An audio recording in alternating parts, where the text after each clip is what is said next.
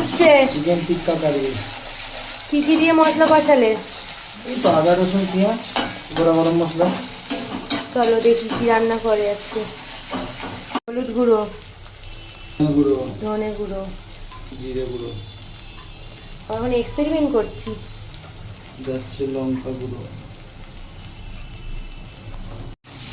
কষানো হচ্ছে সবটা। তেল তেল দিয়ে দেবো। এবার করতে হবে যতক্ষণ না ভালো করে তেল ছাড়ছে। ম্যারিনেশন করা মাংসগুলো যাবে। ম্যারিনেশন করে রেখে দেওয়া হয়েছিল, এবার মশলার মধ্যে চিকেনগুলো দিয়ে দেওয়া হলো। কষানো হবে ভালোভাবে।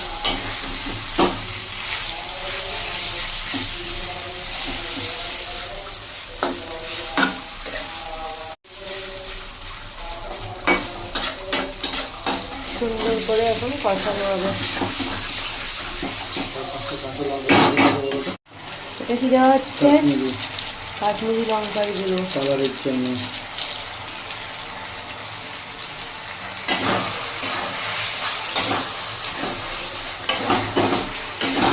লঙ্কাটাও অ্যাড করা হয়েছে, কিন্তু আমি দেখাতে ভুলে গেছি।